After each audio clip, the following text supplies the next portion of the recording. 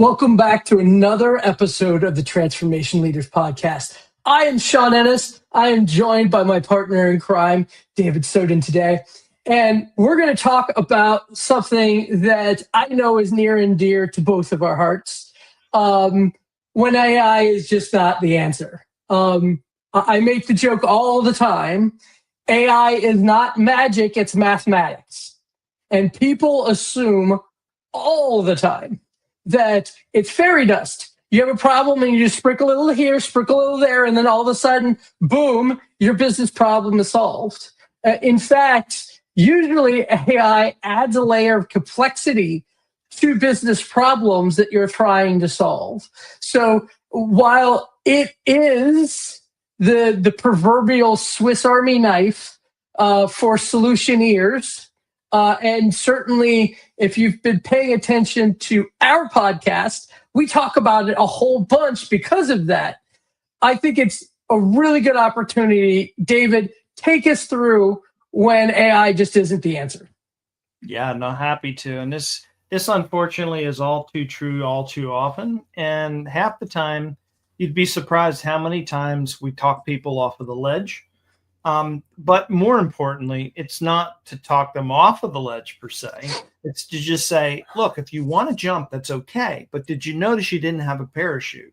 And so it's really about keeping people safe and making sure that they understand the ramifications or what may happen and come down. So the first thing that everybody falls into, they feel the enormous pressure from the news cycles, from their colleagues. If they're a publicly owned company, obviously they're shareholders. There's tremendous pressure to deliver value. And everybody's knee-jerk reaction is AI is absolutely the answer or the holy grail to the problem. And it might be in some regards, but all too often people try to boil the ocean or think in terms of boiling the ocean, which means that I'm going to take AI and I'm going to solve all of my problems, when in reality, a percentage of that, and it could be inverted from 80-20 or vice versa. It doesn't matter. There needs to be some diligence done. This is the same as you've always seen in technology. When the internet came out, oh, you need a web page. Oh, that's great. And then all of a sudden everybody had a web page, but then nobody could be found online because they didn't do SEO and all of this other wonderful stuff. And this is even before Google. Anyway, the bottom line is, as fast as everything changed, nothing really changes at the same time. So just breathe, slow down, take it easy. It's all good. We can get through this. And it really starts off with trying to figure out, where is your baseline? Where are you today? And this is probably the first source of contention, that as soon as I ask this question, I hear crickets in the room. People don't want to speak. And now this isn't always the case, but in most cases, when I ask people, okay, you want to do X to do whatever outcome, where are you today? What numbers do you have that shows how much you're spending, how long it takes? Very simple question, because I'm just asking, where are the baseline? And I also ask it to find out so that we can have success measurements downstream. And if you don't know where you are today, but you have an idea where you might want to be, and it gets really worse when it's fuzzy, when you're like, I want to go somewhere over there or anywhere around, all the way around. And so it gets really, really sticky, really, really quick. And so the other thing is, what return on your investment are you looking for? Which begs the question, how much are you willing to spend? How much do you think it's going to cost? So you need to start thinking in terms of these types of lines. And more importantly, the success criteria, I just mentioned two of those. Those two leading questions help lead you along the proper pathway to figure out what success means for you. And there may be other ancillary, and there will be other ancillary points along the line. As far as people's expectations, it could be external shareholders, internal shareholders, or stakeholders, not shareholders, sorry. And when all of this comes together, the end result is that you may not be getting the impact that you think you're going to get. And all too often, we just throw something at the wall, whether it's a chat bot or an AI-driven workflow or a bunch of agents, spinning up, doing God knows what. And at the end of the day, you're not going to get the value that you see. So that's my setup for this one. Sean, you got anything else to add, or some other examples that you could give, maybe even in, I don't know, the last 6 months, because I can think of at least 12. Yeah. I mean, one of the answers that I saw was, we talked to a client. They're very concerned about their knowledge base, and that for some reason their knowledge base being loaded into their AI engine was not generating good results. And we went in there, looked at everything that they were doing, and it was a simple problem on the chunking configuration in the back end. There was nothing wrong with their content. They were looking at spending $2 million to use AI to refactor their entire knowledge base, when in fact it was just a configuration issue on the software in the back end. So this is the same old trap that everybody falls into with new technology. And that is, they get tunnel vision on what is new and shiny, and they forget first principles and engineering. And the only problems you should solve are the problems you have to solve. I tell this all the time, like, we're in the business of generating outcomes, me and David. That's all day long. People expect a quarter to go in and $1.25 to come out. That's kind of what we do for our clients, is generate outcomes. And we're not the only ones who are in this game. Everybody is expected to have an outcome created.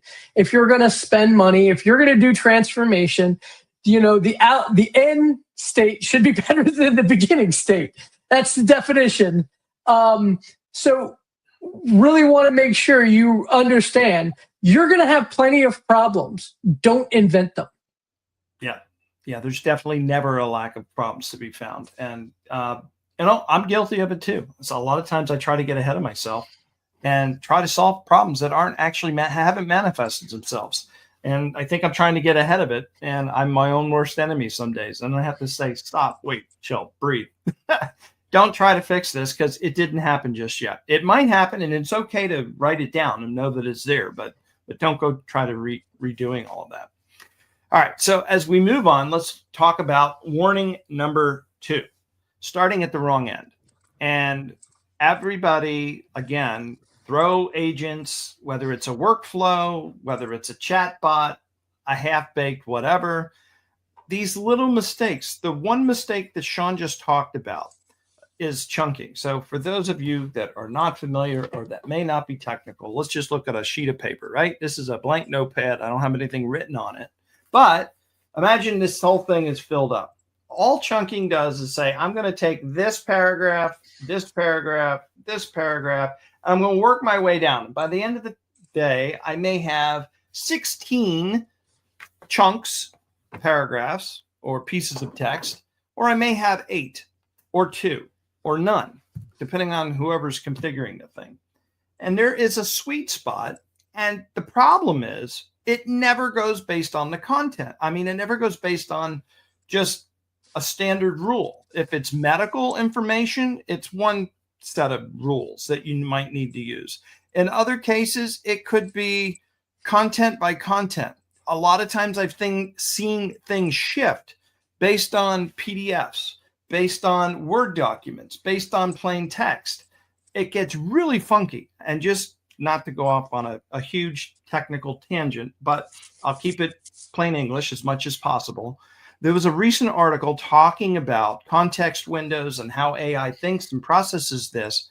There was a study that showed it did much better with text as an image than using just regular text. So let that sink in for a while. It's an oxymoron. It's like, wait a minute, I'm going to train AI on text, but I don't give it text. I give it an image, and that makes it think of it as like a zip file, right? You compress it up and package it up. Well, for some reason, text in an image format seems to compress insanely well. So if you have a bunch of PDFs that you've ever tried to have to OCR because you've taken something and took it to the Xerox machine, and that Xerox machine then sends a copy of that text or whatever, it's not like going into Word and just exporting it out to a PDF, because even in a PDF, you can drag and highlight the text because it is in text. So anyway, the bottom line is all of these little stupid settings need investigatory work. You need to look at, see what you're feeding this thing, that thing being your AI agent, whether it's an autonomous agent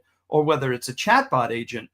These details matter. You need that breathing room, that space. So if you're going to start just plopping agents out and doing, cookie cutter rag solutions, you're going to get gummed up in a really bad and nasty way. So what you should do is map any existing workflows that you currently have to your business processes. Make sure you take this as an opportunity to go through them step by step and validate them.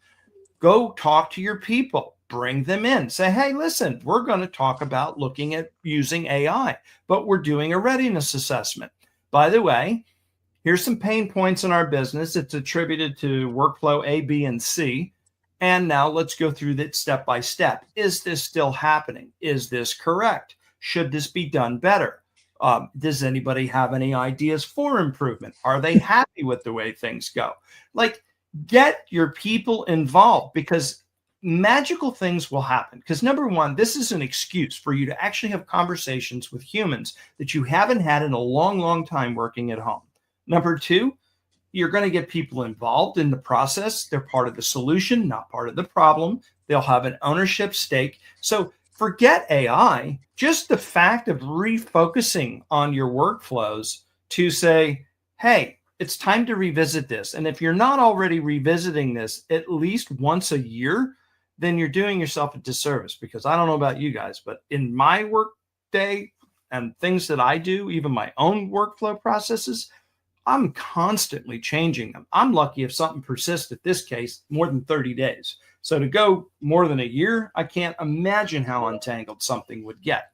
And the larger your company, the worse this gets, because now you have scale. Nobody has the time to deal with this. But if these are things that are attributed to your return on investment, that make the cash register ring, that are involved in your shareholder and stockholder meetings, you need to make sure that these things are being looked at adamantly to make sure that you're going through and optimizing for every little nuance. Anyway, with all of that readiness and preparatory work behind you and that team involved, you're going to get a much better outcome than coming in and saying, hey, we're going to just throw some AI here at the problem and we're going to see what it does.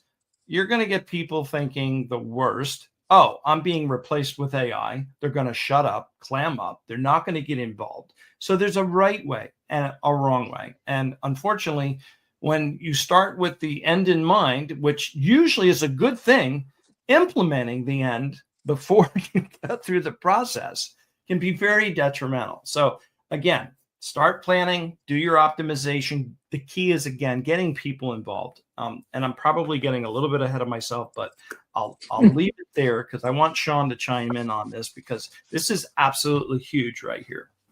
Yeah, I mean, two very important reasons to talk to people.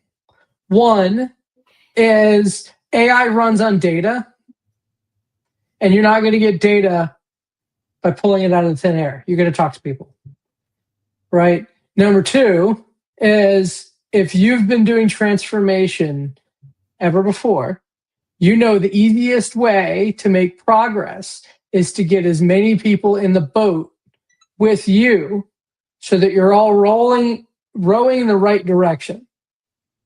That's how progress is made. Speed versus haste. That's how it was taught. Speed versus haste, right? So there's plenty of reasons to do. Again, AI did not change how transformation works. Nope. AI opens new doors, creates new possibilities. But the way that you do transformation back when it was cloud that everybody was talking to is the exact same process you should follow with transformation with AI. And leaving people behind means that you have an entrenched group of people who are going to say no to whatever you have to say from now on. All right. As a segue, plop the slop. Here we go. All right. Gotta love the name. Sorry to interrupt. Gotta love whoever came up with AI slop. Chef's kiss. What a great term, because it's just sloppy. It just shows that somebody cares so little about their outcomes and the deliverables that they just tell a child to do it. And if you are on the other end of slop, you just need to realize the kind of experience somebody cares giving you. And you need to remember that yourself. The outcome is very important. It is. It absolutely is. I think the box that is on screen that I want everybody to take special close attention to, even if you're not in a retail business. But the bottom line is your business is in the business for making money. And that usually is a result of customers of some kind, some way interacting at some point. And so if you're going to throw some slop, calling it AI, I hate to say this, and this is probably really bad to say, but a polished turd is still a turd. So at the end of the day, it really is all about customer satisfaction, increasing the trust, giving people what they want quicker, better, faster, better experiences. This is what you're supposed to be going for. But if you're just throwing stuff at the wall to see what sticks, that's okay. But do it in a controlled way and communicate that, hey, we are testing certain things. We would love your feedback, and create a users group or a committee, or I don't know, something special that they feel privileged to be invited to.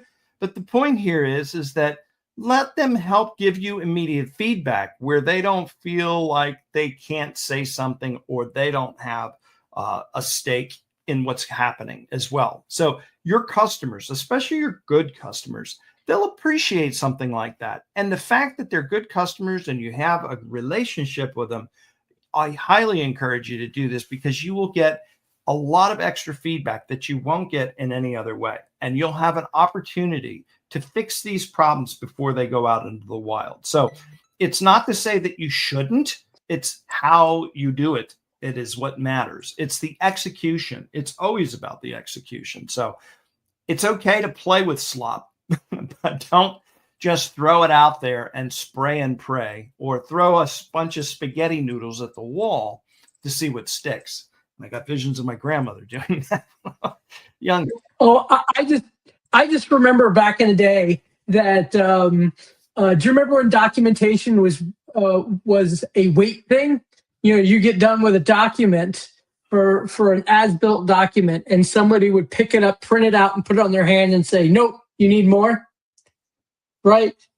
That is the equivalent, right?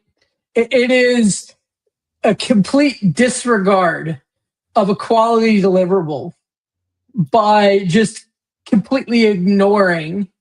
And if you create AI slop and you deliver it without reading it, without using it, without understanding it, you deserve to be treated poorly, because that is not what an outcome is based upon. It is all about trust. Yeah, try your slop first. Dog food. Eat your own dog food. It is amazing when you taste your own dog food what it will have as an experience that says, yeah, no, we better not release this. Or at least I hope that you would say that. But see, you may have dog food. I like to call it drink your own champagne, because I love my own champagne. Well, that's true. And sometimes you do just serve out a can of kennel ration. You don't even get the dry kibble. Yeah. So, all right, going back to the human factor, and I did get a little bit ahead of myself, and I kind of went on that early rant. So it's pretty much more of the same about engaging your workforce, making sure that agents are not isolating in isolation. And there's a couple of things that I want to bring to people's attention because I've had a couple of conversations in the last maybe 3 weeks, and it comes down to, listen, we don't need to have people involved because this could be autonomous. And that's true. It can be. And it was successfully tested. However, there are people still involved in the process. Having at least logs that are available for people to use in the process is helpful because they can see the input and they can see the output. Now, why would this might not make many sense to most of you, but the reason for this is we have training to train people on certain things, to educate them on how to do a process, how to do X, Y, or Z. And the key here is if you can see what is coming in, what is going out, and how AI is in fact impacting or affecting that, a couple things are happening. Number one, you will upskill some people that may be lacking in certain areas because they'll see how it's being handled. Just because it's AI, if it's doing a good job, it's no different than watching a mentor or watching a supervisor or watching a leader lead you through XYZ process. So there's that. The other thing is that while it may be good, it sparks ideas amongst your team. This means not only is it okay, but it actually has the potential to be exponentially that much better, or different processes or different ideas. So you start moving from, hey, I got not enough people to do the work, to, okay, we now have some breathing room. Now you can actually sharpen the saw, so to speak, or sharpen the blade on the saw, make it better. How can you actually take things up to a next level? How can you do whatever it is that you do better than your competitors? You see where this is going?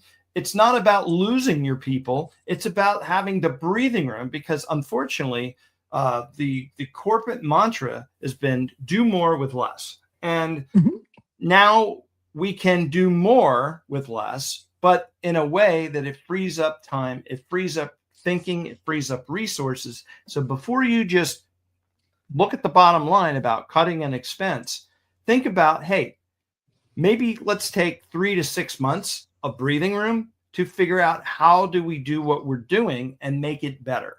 And you may find yourselves needing those people, and you might even find yourself hiring people because now you've figured out new and innovative ways to leapfrog over the competition. Go ahead. Anything to add on to that one? Again, transformation is all about trust. You should all know that already. And you have your stakeholders. Those are the people you need to talk to first and foremost, and they need to be in your boat no matter what. Now, all the people that you may be replacing, you don't need all of them in your boat, but you need a couple of them, or you at least need the data provided. And maybe you're not involved in that conversation. Maybe the stakeholder's job is to get that data for you. But data is absolutely important. And you have to know where you're going. Transformation is starting from one place, getting to another, and doing it as quickly and efficiently as possible. You cannot start the journey unless people trust you and you keep them along.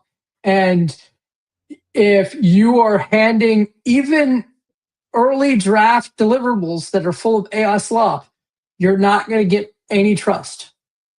Yes. Yep.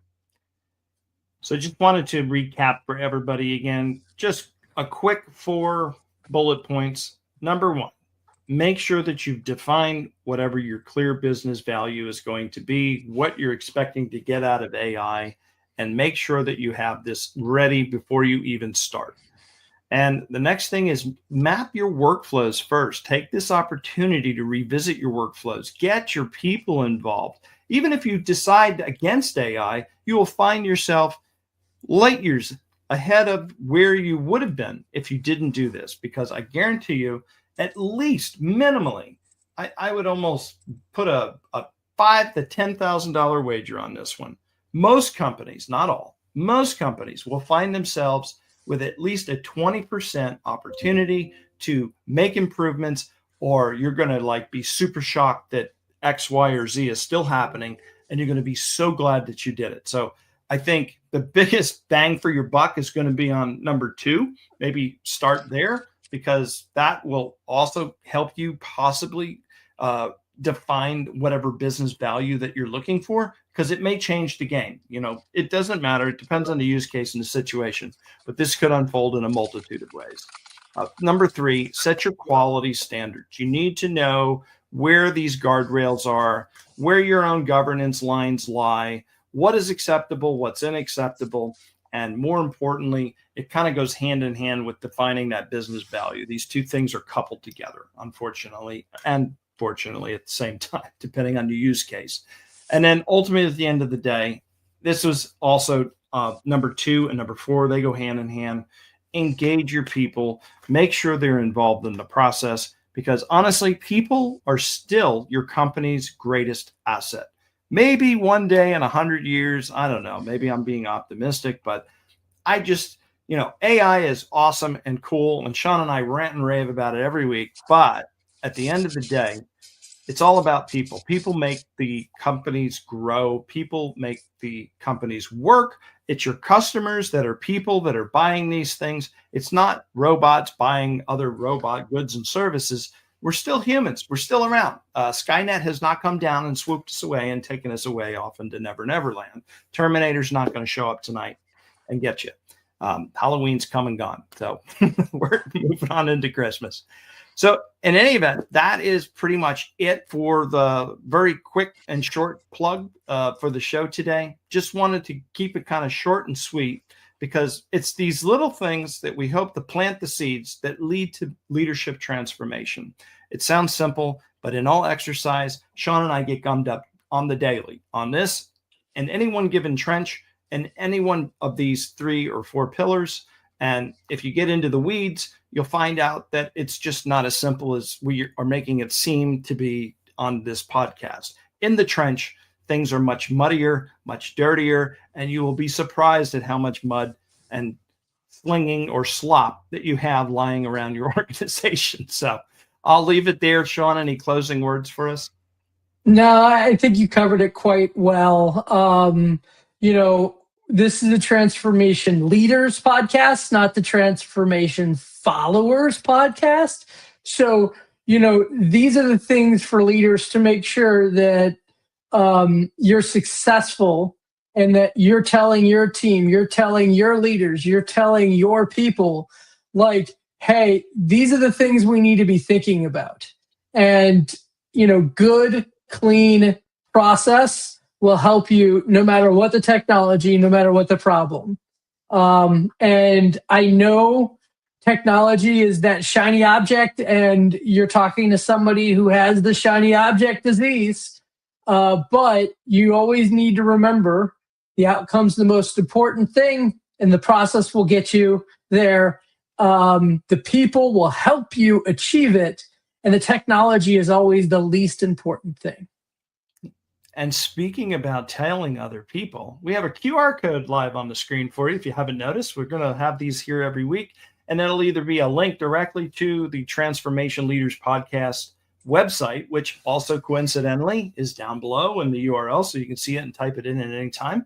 But this week's QR code is going to go to this week's presentation. We thought it was special enough for you, even though it's as simple as it is. Just take it, download it, and use it in your conversations internally. And then if you go to the transformationleaderspodcast.com, we have a form, a contact us form. You can reach out to Sean and I at the same time. So kill 2 birds with 1 stone. Send us a message. We'd love to talk to you. As a matter of fact, we just received an email from somebody, and who knows, maybe we'll have those folks on the podcast in a future session. But that's how folks are getting a hold of us. We look forward to hearing from each one of you. And we're here every Wednesday at 12 o'clock noon. So until next time, thank you very much, everybody. Bye-bye.